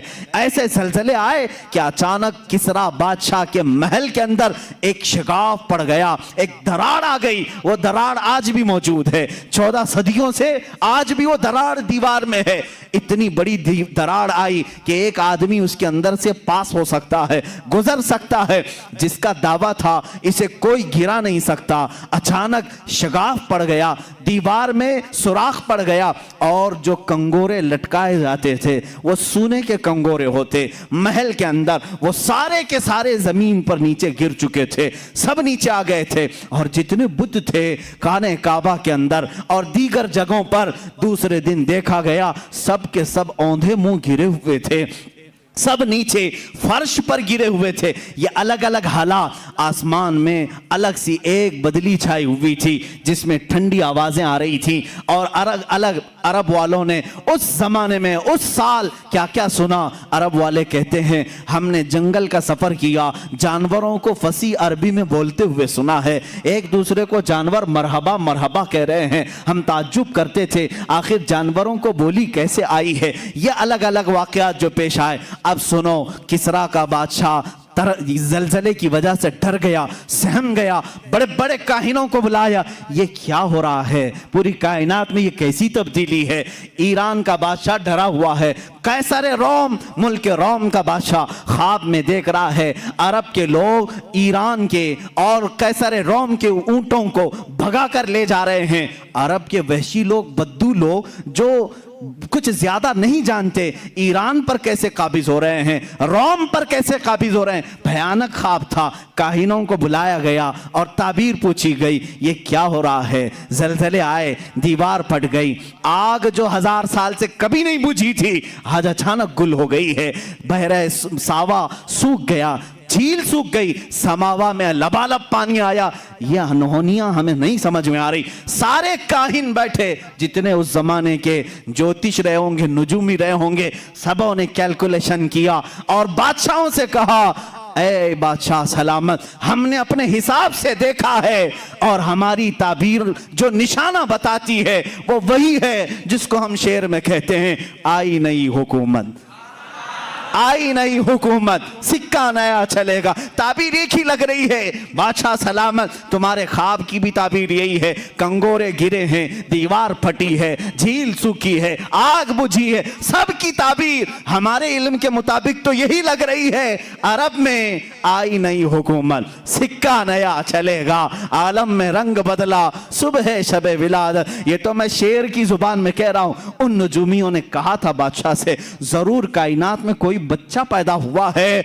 जिस बच्चे ने सारी सल्तनतों को हिलाना है। और बादशाहों को उसी दिन नजूमियों ने कहा था, आप खैर मनाओ, आप खैर मनाओ, तुम्हारी सल्तनतें जो 12 पुश्तों से चली हैं, ये 12 कंगोरे गिर गए। ये निशानी है कि अब तुम्हारी हुकूमतें लास्ट एंडिंग पर आ चुकी हैं, इख्तिताम पर आई हैं। बादशाह ने पूछा, क्या ये सुपर पावर खत्म हो जाएगा? जैसे अगर आज जाकर कोई अमेरिका से कहे कि तुम्हें एक छोटा मुल्क खत्म कर देगा, यहाँ बैठे हुए चंद मजमे आपको हिला देंगे, वो हंसेगा, बोलेगा उनकी क्या ताकत है, हमारा इतना बड़ा निजाम है, क्या क्या हमने नहीं फैलाया है। किसरा ने भी यही कहा था, रोम के कैसर ने भी यही कहा था। हाँ, एक बच्चा पैदा हुआ, कहां पैदा हुआ? अरब में पैदा हुआ, बद्दुओं के यहाँ, जो अरबी लोग हैं, देहाती लोग हैं, और हम पावरफुल, उस जमाने के पॉश लोग, सबसे ज्यादा उनके पास माल, सबसे ज्यादा फौज, असलहे उनके पास। उन्होंने नजूमियों को कत्ल कर दिया, मार दिया। तुम लोग झूठी ताबीर बोलते हो। बादशाह की आदत यही है, उसकी तबीयत के मुताबिक तारीफ करो तो खुश होगा। उससे सिर्फ ये पूछो बादशाह से, आप आम कैसे खाते हैं, तो तारीफ करो, खुश होगा। हर बादशाह की आदत है। इंटरव्यू लो तो ये मत पूछो नोटबंदी क्यों किया था, मत पूछो, ये सब नहीं पूछना। जॉब कहां गई, वो मार डालेगा। तुम ताबीर, ज्योतिष भी सही नहीं हो, तुम ज्योतिष भी सही नहीं हो। हाँ, ज्योतिष ये कहे सारे भाग खुले हुए हैं आपके, सारा सीना चौड़ा हो गया है, देखिए उनको नवाजा जाएगा। किसरा और कैसर ने, ईरान की हुकूमत और रोम की हुकूमत ने भी बेचारे नजूमियों को मार डाला। उन्होंने क्या कहा था, एक बच्चा पैदा हुआ है, तुम्हारी सल्तनतें हिला देगा, तुम्हारी सल्तनतें हिला देगा। हक को एक्सेप्ट करो, بات تمہیں آج یا کل ماننی ہوگی، جو اللہ کے فیصلے ہیں وہ نافذ ہو کے رہیں گے۔ اور رسول کے متعلق میرے مولا نے فرمایا هو الذی ارسل رسولہ بالہدی ودین الحق لیظہرہ علی الدین کلہ۔ اللہ فرماتا ہے ہم نے وہ رسول بھیجا ہے، رسول کو ہدایت کے ساتھ بھیجا ہے، یوں ہی نہیں بھیجا کہ تم نعرے لگاتے رہو۔ اللہ فرما لیظہرہ علی الدین کلہ، اللہ فرما رہا ہے ساری کائنات پر میرے رسول کے دین کو غالب کرنے کے لیے بھیجاؤ۔ وہ رسول کا دین غالب آئے گا آج یا کل، کیونکہ اللہ کا فرمان جھوٹا نہیں۔ فرانس میں بھی اسلام آئے گا، امریکہ میں بھی اسلام آئے گا، یورپ میں بھی اسلام آئے گا۔ ہاں جہاں جہاں منکرین ہوں گے اسلام غالب آئے گا، تمہیں برا لگتا ہو اگرچہ۔ اور اللہ نے فرمایا، آگے پوری آیت پڑھتا ہوں، لیظہرہ علی الدین کلہ ولو کرہ المشرکون۔ اللہ فرما رہا ہے اللہ اپنے رسول کے دین کو غالب کرے گا۔ حضور سے پوچھا گیا یہ غالب کب ہوگا؟ حضور نے فرمایا میری اولاد میں ایک میرا بیٹا آئے گا جس کا نام محمد مہدی ہوگا، امام مہدی آئیں گے، اور اس زمانے میں پوری کائنات میں صرف اور صرف اسلام ہوگا، صرف اسلام ہوگا۔ اور اللہ نے جو فرمایا وہ بھی سن لیں، بالکل سچ، وَلَوْ كَرِهَ الْمُشْرِكُونَ، اگرچہ کافروں کو یہ بات ناپسند آئے گی، ہاں ناپسند آئے گی، ان کو برا لگے گا۔ ابھی اگر میں کہوں RSS والے بھی مسلمان ہو جائیں گے، برا لگے گا، تکلیف ہوگی ان کو۔ ہو سکتا ہے جس کو بھی ہم کہیں اسے تکلیف ہو، لیکن میرے عزیزوں میں قرآن پڑھ رہا ہوں، قرآن یہ کہہ رہا ہے اللہ اپنے رسول کے دین کو غالب کرے گا۔ اس بات کے کہنے پر تم مجھے مار ڈالو گے، کوئی مسئلہ نہیں۔ جنہوں نے اپنے بادشاہوں کو یہ بتایا پہلے ان کو مار دیا بادشاہوں نے، لیکن بعد میں ان کی حکومتوں نے دیکھا، قیصر و کسریٰ بھی گرفتار ہو کر غلامان رسول کے قدموں میں آ گئے تھے۔ اور جانتے ہو اس شان سے کہ اللہ کے نبی صلی اللہ تعالیٰ علیہ وسلم کی وفات کے صرف 2.5 سال بعد، 5 سال بعد سمجھ، وہ جلال آور خلیفۃ المسلمین عمر ابن خطاب رضی اللہ تعالیٰ عنہ جب مسند خلافت پر جلوہ بار ہوئے، اپنی فوج کو کسریٰ کے پاس بھی بھیجا، روم بھی، قیصر کے پاس بھی بھیجا، اور دونوں جگہ بھی فتح ہوئی۔ اور یہ غلامان رسول جن کو قیصر و کسریٰ کیا کہہ رہے تھے، ایک بچہ پیدا ہوا ہلا دے گا، نجومیوں کو مار ڈالا، اور اسی رسول کے چند غلاموں نے ان کے تختوں کو ہلا دیا، کرسیاں ہمیشہ کے لیے ختم ہوئی۔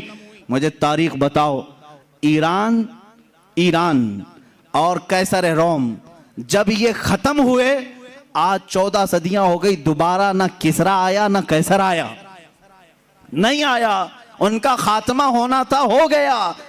عزیزان گرامی وقار، اس شان سے اللہ نے اپنے حبیب کے غلاموں کو فتح دی۔ مسجد نبوی میں مال غنیمت لے کر کے آئے، اور اس میں قالین لے کر آئے جس پر کسریٰ بادشاہ کی کرسیاں لگتی تھی، اس زمانے کا مہنگا قالین جس پر بیٹھ جائے تو لوگ دنیا میں فخر کرتے تھے۔ میں کسریٰ کے قالین پر بیٹھ کر آیا ہوں۔ جب کسریٰ کا سب دربار ختم ہوا، مال غنیمت مدینہ طیبہ صحابہ لے آئے، حضرت عمر سے پوچھا بہت مہنگا ہے دنیا کا، اس محل کی سب سے قیمتی چیز ہم لے آئے، اس کو کہاں سجائیں؟ حضرت عمر فاروق رضی اللہ تعالیٰ عنہ نے کہا لے جاؤ مسجد نبوی کے دروازے کے باہر رکھو، ہر آدمی پیر پوچھ کر اندر آئے، پیر پوچھ کر اندر آئے، اس لیے کہ عمر ابن خطاب رضی اللہ تعالیٰ عنہ دنیا کو یہ بتانا چاہتے تھے، وہ قیصر اور وہ قیصر روم، وہ کسریٰ ایران، تم جس پر بیٹھ کر فخر کرتے تھے، یہ فخر کرنے والا قالین غلامان رسول کے تلووں کے نیچے ہوا کرتا ہے۔ جب تم عشق مصطفیٰ میں کامل ہوں گے، انشاءاللہ العزیز ان کی کرسیاں تمہارے زیر قدم آئیں گی، ہم بھی دیکھیں گے، انشاءاللہ ہم بھی دیکھیں گے۔ ابھی بہت کچھ گنگنایا گیا تھا جس سے لوگوں کو تکلیف بھی ہوئی، لیکن میں پھر بھی کہوں گا ہم بھی دیکھیں گے انشاءاللہ العزیز۔ رب نے اگر ہماری قسمت میں لکھا ہے تو ہم بھی دیکھیں گے، اور امام مہدی کا ظہور ہوگا انشاءاللہ العزیز، ہم بھی دیکھیں گے انشاءاللہ۔ اسلام غالب آئے گا، وَلَوْ كَرِهَ الْكَافِرُونَ وَلَوْ كَرِهَ الْمُشْرِكُونَ۔ اگرچہ کافر ناپسند کریں، اگرچہ مشرک ناپسند کریں۔ اب میرے آقا صلی اللہ تعالیٰ علیہ وسلم کی ولادت کے سال یہ بڑے بڑے واقعات پیش آئے۔ کیا کیا ہوا ہے؟ عرب کے حالات بدلے ہوئے تھے، بحیرہ ساوا، بحیرہ سماوا، اور ان کے علاوہ جو کسرا کے بادشاہ کے کنگورے ٹوٹ کے گرے اور دراریں آئی، آگ بجھ گئی، اس کے علاوہ آؤ اب بی بی آمنہ کے گھر چلتے ہیں۔ اب یہ ولادت کی گھڑی کے قریب کے آثار میں بتا رہا ہوں، نہایت ہی ادب و احترام کے ساتھ سنو، اس لیے کہ مولود مبارکہ کو سننا یہ ایمان والوں کے لیے سعادت کی بات ہے۔ میرے آقا صلی اللہ تعالیٰ علیہ وسلم کی ولادت باسعادت سے پہلے خوشبو کی جائے اور بخور کیا جائے، عطر لگائے جائیں، اور حضور پاک صلی اللہ تعالیٰ علیہ وسلم کے تذکرے نہایت ہی ادب و احترام سے کیے جائیں۔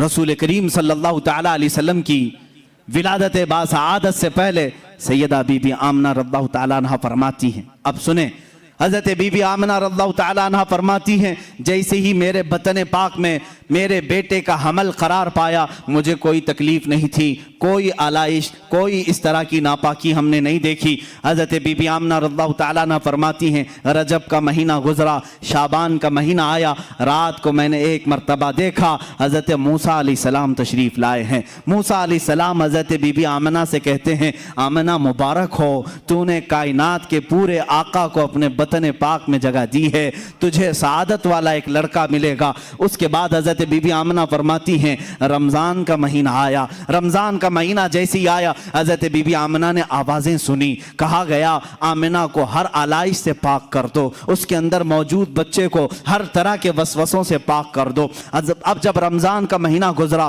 شوال کا مہینہ آیا، حضرت بی بی آمنہ کہتی ہیں، شوال کے مہینے میں میں نے دیکھا حضرت ابراہیم علیہ السلام تشریف لائے ہیں اور ایک جھنڈا اٹھائے ہوئے ہیں، اور وَأَعْلَمَهَا بِرُتْبَةِ سَيِّدِنَا محمد صلی اللہ علیہ وسلم، رسول کریم صلی اللہ علیہ وسلم کے بلند و بالا مرتبے کا قصیدہ پڑھا اور بی بی آمنہ کو کہا مبارک ہو، مبارک ہو۔ یہ شوال کا مہینہ گیا، ذی القعدہ کا مہینہ آیا، حضرت بی بی آمنہ فرماتی ہیں، ہر ماہ میں کسی نبی کی زیارت کرتی اور وہ مجھے مبارکبادی دیتے اور مرحبا مرحبا کہتے۔ ذی القعدہ گزرا، ذی الحجہ آیا، ذی الحجہ گزرا، محرم کا مہینہ آیا، اس حمل پاک کو صفر کے مہینے میں 8واں مہینہ لگ چکا تھا۔ صفر کا مہینہ یہ بڑا مبارک مہینہ تھا۔ بی بی آمنہ کہتی ہیں، میرے بطن پاک کے 8 مہینے کے حمل میں کبھی مجھے بوجھ نہیں محسوس ہوا، کبھی تکلیف نہیں ہوئی، کبھی ایسا اٹھایا نہیں۔ بی بی آمنہ فرماتی ہیں، صفر کے مہینے میں جو چیزیں میں نے دیکھی وہ بہت عجیب و غریب تھی، یہاں تک کہ میں رات کے وقت اگر گھر کے اوپر نظر کرتی تو بدلیاں مجھے نظر آتی اور اس میں بات کرنے کی آوازیں سنائی دیتی، ایک دوسرے کو کوئی مبارکبادی دیتا تھا، مجھے معلوم نہیں تھا وہ کون سی مخلوق ہے جو بات کرتی ہے۔ پورے صفر کے مہینے میں حضرت بی بی آمنہ فرماتی ہیں، عجیب و غریب باتیں میں آسمان پر ہوتے ہوئے سنتی تھی۔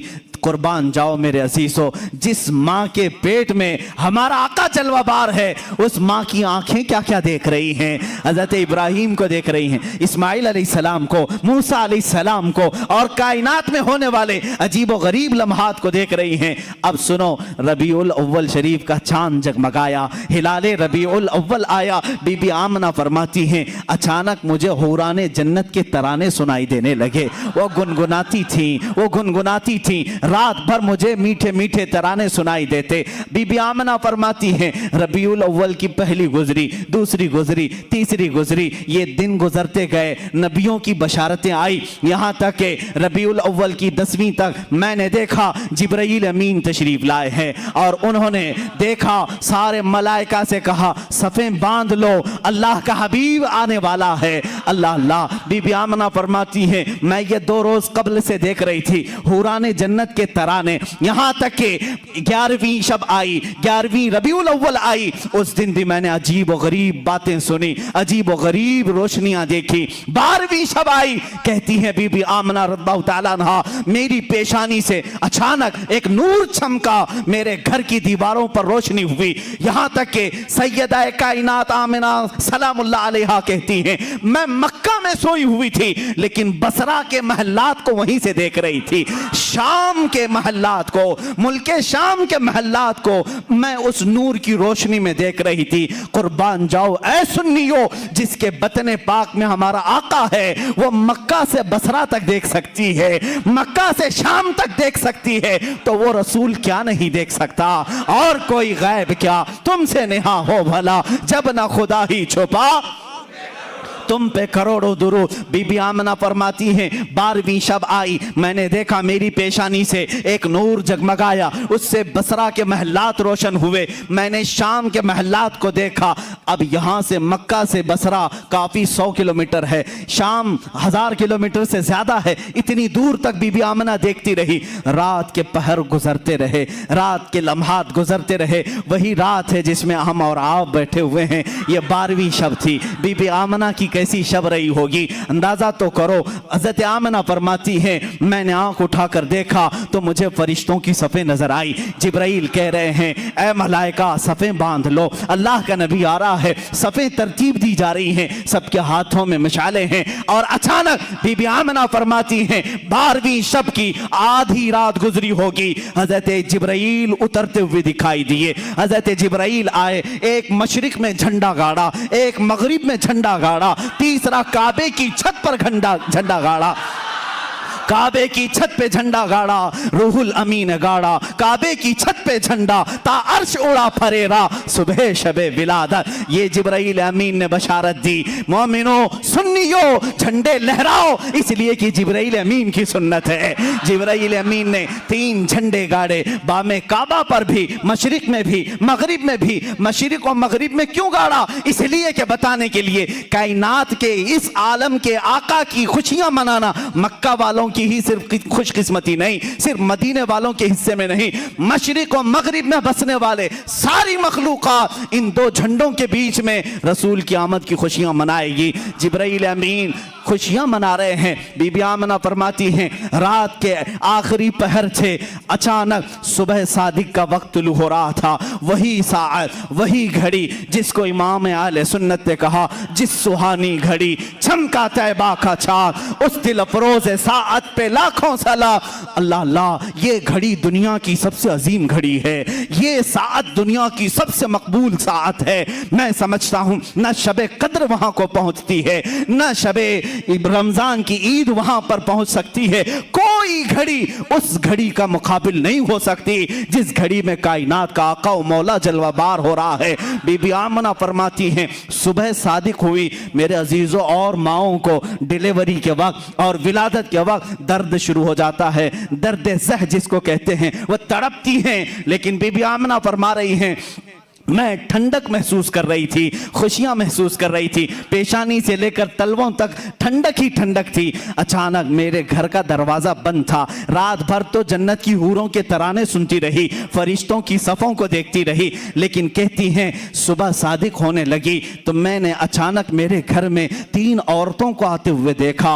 वो औरतें बड़ी हसीन व जमील थी, खूबसूरत थी और अजीब शान की थी। वो मेरे घर के अंदर आई, कोई मेरे दाएं खड़ी हो गई, एक बाएं खड़ी हो गई, एक सिराने के पास खड़ी हो गई। मैंने पूछा यह हज़रत आमना फरमा रही हैं ऐ आने वाली खवातीन तुम कौन हो, इस तरह घर में कैसे आई हो? वो खवातीन कहती हैं ऐ आमिना ना घबरा, हम तेरे आने वाले मौलूद की दाया बनकर आई हैं। हम कौन हैं तुझे बताती हैं। एक खातून ने कहा मेरा नाम सैयदा हव्वा है, मैं पूरी कायनात की माँ हूँ। दूसरी कहती है मेरा नाम सैयदा आसिया है जो जन्नत की पाकीज़ा खवातीन में से हो। तीसरी कहती है मेरा नाम सैयदा मरियम है जिसकी पाकी की कसम कुरान खाता है। ऐ मेरे अजीजों, ये 3 पाकीज़ा खवातीन बीबी आमिना के सिराने खड़ी हैं, विलादत बासआदत के वक्त दाया बनकर के आई हैं। क्या शान है आका तुम्हारी, क्या शान है आका तुम्हारी। हाँ, दुनिया में किसी को ये सआदत नहीं मिली होगी जिसको किसी अजनबी ने न छुआ। वो बीबी मरियम मेरे रसूल की दाया बनकर आई हैं, बीबी आसिया दाया बनकर आई हैं। अचानक मेरे सैयदा कायनात आमिना सलामुल्लाह अलैहा फरमाती हैं इन दायाओं से बातचीत हो रही थी। सुबह सादिक की घड़ी आई। अल्लाह अल्लाह, वो नूर खुदा, वो रहमत आलम, वो रसूल पाक जिसको कायनात के आका व मौला होने का शरफ अल्लाह ने अता किया, वो इस دنیا گیتی میں جلوہ بار ہوا. میری آنکھیں تھوڑی دیر کے لیے بند ہوئی. جب میں نے آنکھیں کھولی حسین گلاب سے زیادہ چمکتا ہوا چہرہ, وہ نور والا تشریف لا چکا تھا, وہ کائنات کو جگمگانے والا, وہ عالم بالا کا رسول, وہ عالم سفلا کا رسول, وہ عالم جنات کا رسول, وہ عالم ملکوت کا رسول, وہ عالم حیوانات کا رسول, وہ 18,000 عالموں کا رسول بی بی آمنہ کے بطن پاک سے جلوہ بار ہوا. لیکن کس شان سے؟ الگ ایسے عام بچوں کی طرح نہ سمجھو. بی بی آمنہ فرماتی ہیں میں نے نظر اٹھا کر دیکھا چاند سے زیادہ حسین چہرہ ہے, نہ جسم پاک پر پیٹ کی کوئی گندگی یا آلائش لگی ہوئی, کچھ نہیں, بلکہ وہ نہا کر کے چمکتے ہوئے بوندوں کے ساتھ آیا ہوا تھا. ایسے تارے ٹپک رہے تھے, تاروں کی طرح چہرے پاک پر پانی کے قطرے جھلملا رہے تھے. بی بی آمنہ فرماتی ہیں میں نے نظر کیا حضرت آمنہ وہ جو تصویر کھینچی ہیں, صدا قربان جاؤ میرے عزیزو, کائنات کے آقا و مولا کی تصویر, ان کی ماں سے زیادہ حسین کون بتا سکتا ہے؟ حضرت آمنہ کہتی ہیں میں نے عجیب و غریب بات دیکھی, میرا شہزادہ جب جلوہ گر ہوا عام بچوں کی طرح روتے چلاتے نہیں آیا, بلکہ سب سے پہلے میں نے سنا ان کی زبان پر تھا امتی امتی امتی امتی امتی امتی. اس کے بعد میں نے ان کو سجدے کے عالم میں دیکھا. کون ہے وہ بچہ جو پیدائش کے دن اپنے مولا کے ہاں سجدہ ریز ہے, پیشانی زمین پر ہے, کائنات کے آقا و مولا ایک دن کے ہیں آج لیکن سجدے کے عالم میں ہیں. حضرت آمنہ فرماتی ہیں جیسے ہی یہ 3 دایاؤں نے اٹھایا, اللہ اللہ, بی بی آمنہ فرماتی ہیں خوشی سے میں جھوم گئی, نہ درد تھا نہ تکلیف تھی, لیکن اس حسین گلاب کو دیکھنے کے بعد روح میں اور ایک خوشی اور فرحت و انبساط آ گیا. اس کے بعد کہتی ہیں میں نے نظر کیا ناف کٹی ہوئی تھی, جب وہ بچوں کی ناف ہوتی ہے کاٹا جاتا ہے 6 دن کے بعد, آپ ناف بریدہ تھے, اور میں نے دیکھا رسول پاک صلی اللہ تعالی علیہ وسلم ختنہ شدہ پیدا ہوئے تھے, مختون تھے, اور میں نے دیکھا. بی بی آمنہ فرماتی ہیں رسول پاک کے چہرے کو آنکھوں میں سرما پہلے سے لگا ہوا تھا, مکحول مدہون مختون ملفوف